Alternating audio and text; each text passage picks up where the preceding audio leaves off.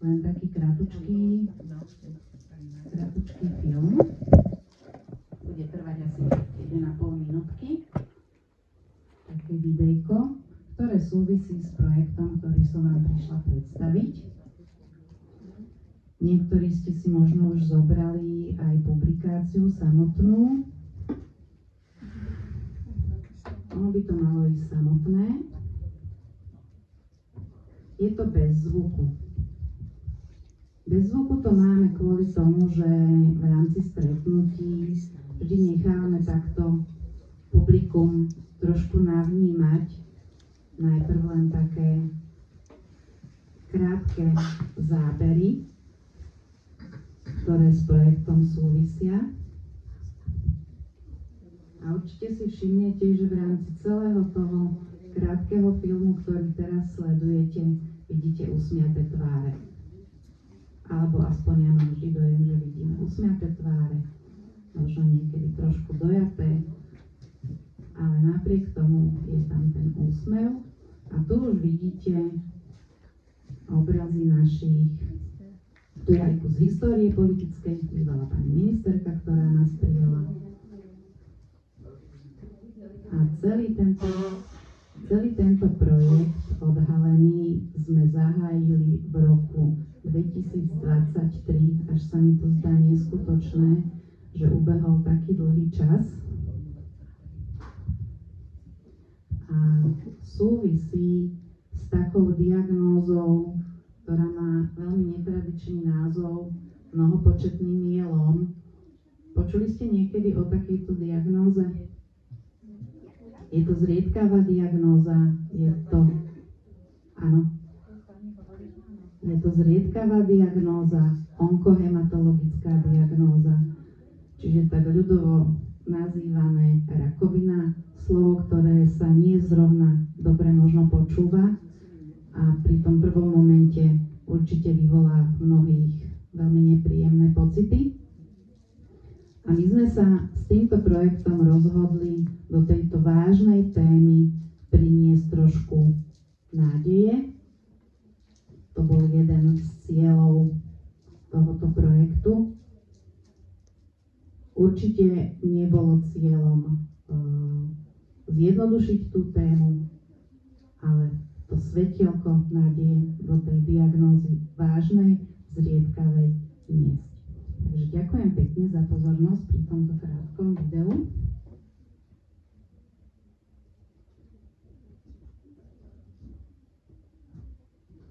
A tu si pomôžem trošku s takýmto ťahakom. Neviem ešte, ako sa to má posúvať. Aha, vidím, už som na to prišla.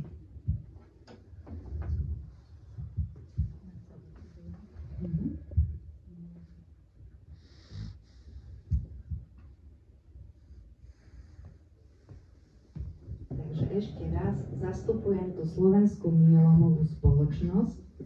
Prioritne sa staráme o pacientov s mnohopočetným myelomom.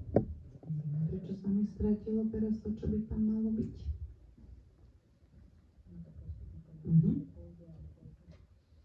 Takže prioritne sa staráme o pacientov s mnohopočetným myelomom ako občianske združenie a ich rodinných príslušníkov. Len v krátkosti, keďže tu nechcem rozvádzať, čo všetko vieme pre pacientov robiť alebo čo by sme veľmi radi robili, tak prioritne je to pomáhať, informovať, edukovať, spolupracovať.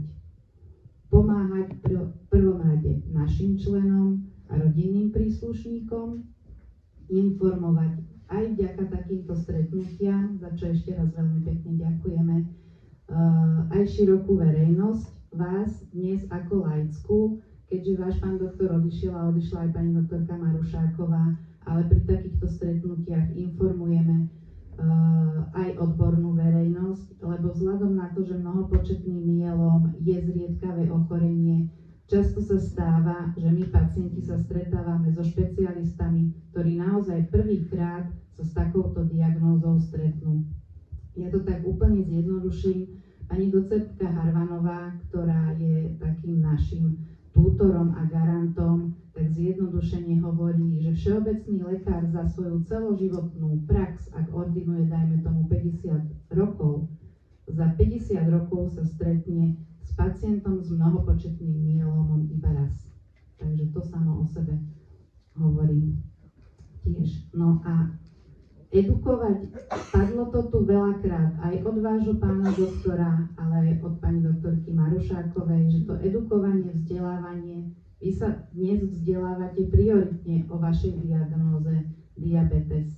Takisto aj my, onkologickí pacienti a špeciálne my s tou zriedkavou diagnózou sa potrebujeme vzdelávať v širokej oblasti a vzdelávať aj v tom, čo vám tu hovoril váš lekár.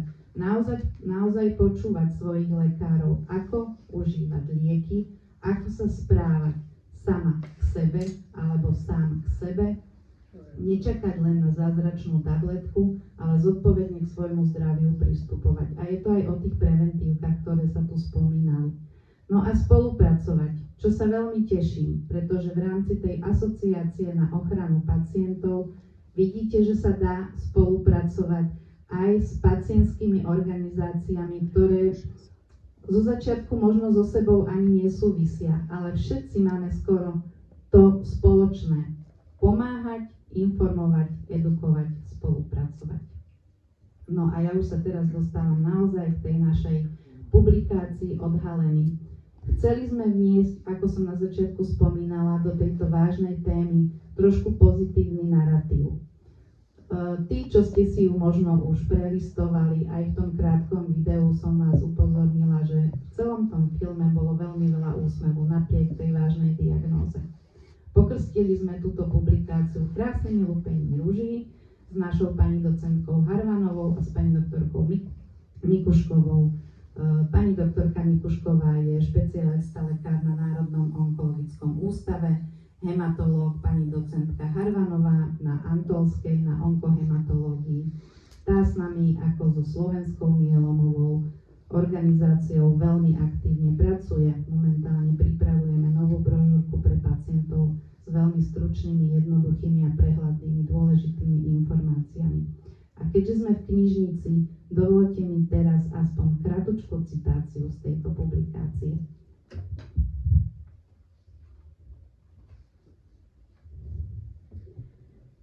Snažím sa byť užitočná pre spoločnosť a vraciam jej naspäť to, čo do mňa investovala.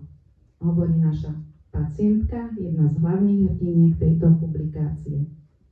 Moja skúsenosť s chorobou ma inšpirovala. Pre našich pacientov chcem aj na základe vlastnej skúsenosti len to najlepšie. Taktiež sa snažím vzdelávať aj ďalších ľudí a dostať do ich povedomia, že je potrebné nechať sa neodkladne vyšetriť, ak sa necítia dobre. Pacientka Zuzka, ktorá tieto slova povedala, je riaditeľkou Mestskej polikliniky Giraltovce. Takže vlastne jej príbeh ona prenáša do riadenia polikliniky, každodenného stretávania sa s pacientami, ale aj riadenie lekárov a zdravotného personálu. Ďalšie veľmi príjemné slova povedal náš člen, pacient Juraj, ktorý je mimochodom držiteľom medzinárodných patentov, pretože sa špecializuje na biologické čistenie vody bez chémie. Jeho láskavé slova do brožúrky, ktorú ste mali možnosť si tu pozrieť, ma veľmi, veľmi zaujali. Veril som, že mi liečba, ale aj môj pozitívny prístup a postoj k tejto neľahkej a komplexnej diagnóze pomôžu. Veľká dôvera v lekárov, ale aj sám seba. A nakoniec som si nechala našu pacientku Milatku Vriankovú, ktorú keby ste poznali osobne, absolútne by vás nenapadlo, že táto krásna dáma žije 18 rokov s mnohopočetným myelómom a vďaka inovatívnym liekom, ktoré sa tu takisto spomínali aj na vašu diagnózu, si môže užívať život naozaj s tým úsmevom, ktorý ste aj v tých videách videli. Jej sa pýtali, ako je možné zvládnuť žiť s rakovinou. Ľudia ma obdivujú, ako dobre vyzerám. Hovorím tomu boľavé pozitívum. S chorobou nebojujem, s myelómom žijem a existujem už 18 rokov. A tak k tomu aj pristupujem. Už 8 rokov som v inovatívnej liečbe, to sú tie inovatívne lieky, ktoré sa tu častokrát spomínali, a snažím sa žiť normálny život a tešiť sa z maličkosti. Inak spomeniem aj manžela pani Hriankovej, ktoré slova som teraz citovala, pretože pán Miroslav Hrianka je zakladateľom pacientskej organizácie Slovenská myelomová spoločnosť. V čase, keď ochorela jeho manželka v roku 2006, o mnohopočetnom myelome na Slovensku takmer nikto nevedel.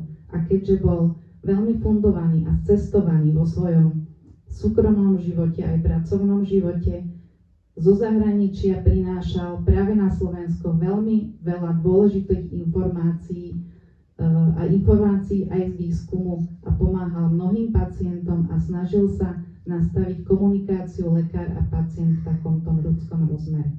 Ďakujem veľmi pekne, že som vám mohla prečítať a citovať aspoň pár vied z tejto publikácie, ktorú sme pokrstili v septembri v roku 2023.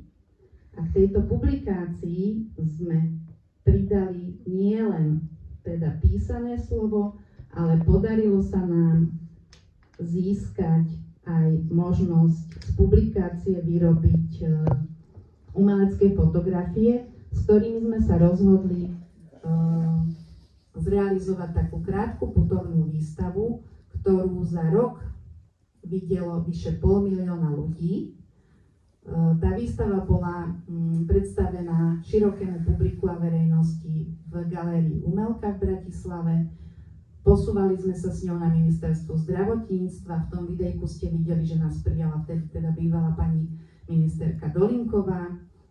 Myslím si, že najlepšie stretnutie, kde nás podporil aj tu prítomný Lacko-lekár z lymfómy leukémie, aspoň za mňa, bolo prijatie na Slovenskej zdravotníckej univerzite v Bratislave, kde nás prijal rektor vysokej školy s prorektorom a s vedením školy.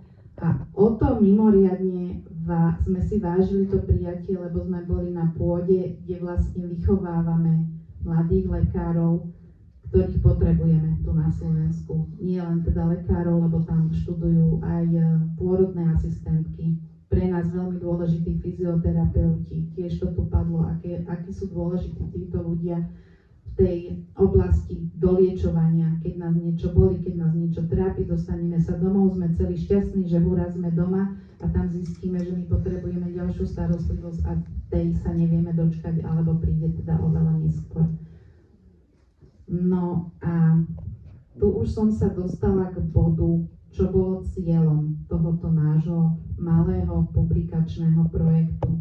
Cieľom bolo využiť všetky informácie dostupné. Váš pán doktor, opäť sa k nemu vraciam, tu spomínal často podložené dáta alebo informácie dátami a výskumami. Nám k týmto dátam pomohol práve pán, na ktorého sa pozeráte. Je to pán profesor Babela, ktorý je prorektorom na Slovenskej zdravotníckej univerzite a ten robil výskum špeciálne na našu diagnózu mnohopočetný myelom. A čo sme zistili? Aké dôležité sú, opäť sa vraciam aj k vášmu lekárovi, aké sú dôležité investície do zdravotníctva. Spomínala tu aj pani doktorka Marušáková, aké obrovské peniaze sa v tomto období do zdravotníctva dávajú. My, myelomoví pacienti, by sme si veľmi želali, aby boli investované hlavne do inovatívnych liekov, pretože na zriedkavé diagnózy je u nás liekov veľmi málo a častokrát sú podmienené výnimkami, na ktoré čakáme a tie výnimky sú častokrát zamietané. Samozrejme, tá inovatívna liečba do tých našich životov onkologických pacientov by prinášala potom tú úžasnú výhodu, že nebudeme dlho hospitalizovaní, že budeme skôr presúvaní do ambulantnej liečby. A tu sú opäť otázky, či budeme mať dosť lekárov na tých ambulanciách. To ostatné sa k tomu samozrejme pridáva, ale my sme radi, že touto publikáciou sme sa dostali na pôdu Ministerstva zdravotníctva, Národnej rady aj Slovenskej zdravotníckej univerzity, kde pevne dúfame, že aj ako pacienti sme otvorili viacej dvere k vážnym témam, akom stave je onkológia a špeciálne onkohematológia na Slovensku. No a čo sme získali my ako malé pacientské občianske združenie, ktoré ste vy dnes privítali v tomto krásnom priestore? Získali sme veľa informácií z overených zdrojov. Sú veľmi dôležité. Viete to sami, že dnes na Google sa dočítate všetko, ale nikto vám nedá záruku, čo z tých množstva informácií je pravdivých. Takže tieto informácie, ktoré my sme získali cez tento projekt, sú tie, ktoré sú overené, s ktorými môžeme pracovať, ktoré môžeme posúvať ďalej a vzájomne sa vzdelávať a pýtať sa teda tých kompetentných. Tu som si dovolila opäť dať fotografiu s našim silným pacientským združením Lymfoma a leukémia. Počas celého roka nás počas tejto púte odhalení sprevádzali a sú našim veľkým vzorom, lebo oni majú skutočne, ja tomu hovorím, vysokú školu občianskeho pacientského združenia. Lacko lekár je naozaj fundovaný zástupca a to naozaj nepreháňam. Takže aj z tohto miesta veľmi pekne ďakujem, budete ho počuť za chvíľočku po mne. Tu na fotke je aj náš hrdina, neviem, či sa to dá osvetliť, s pacientov. Asi nie, pacient Juraj, ktorého som tu spomínala. No a celý projekt sme slávnostne uzavreli minulý rok v septembri, opäť v Umelke, opäť teda v galérii Umelka. A keďže sme boli v galérii Umelka, nám sa podarilo v závere tohto projektu získať na našu stranu 4 mladých výtvarníkov, umelcov, ktorí celú publikáciu doplnili ešte aj úžasnými maľbami, ktoré vystihujú život onkohematologického pacienta. Jeden z tých obrazov sa volá Živý obeh a ďalší je očistná plavba. Očistná plavba je vlastne život nášho pacienta Juraja, ktorého som vám spomínala, keďže celý život venuje čisteniu vody bez chemikálií, takže mladá umelkyňa pojala ten obraz asi takto. A ja vám veľmi pekne ďakujem nielen za pozvanie, ale aj za pozornosť. Viem, že tých informácií dnes už bolo veľmi veľa. Možno to nie je téma, ktorá by vás práve bytostne zaujímala, ale ja som veľmi vďačná, že ste ma počúvali. A ďakujem ešte pekne za Slovenskú mielomovú spoločnosť, ja sama za seba a za možnosť, že som vám mohla predostrieť ako malá pacientská organizácia v spolupráci samozrejme so silnými partnermi dokáže o zriedkavých diagnózach informovať. A ja sa veľmi teším, že ešte raz, že Ľudka mi dala tento priestor. Ďakujem veľmi pekne za pozornosť. Ďakujeme pekne, tak to bola pani Daniela Fabiánová, úžasný človeček, ktorého poznám a som vďačná, že prijala pozvanie do Trnavy. Dúfam, že nie posledný krát. A teraz teda pozývam na pódium ešte posledného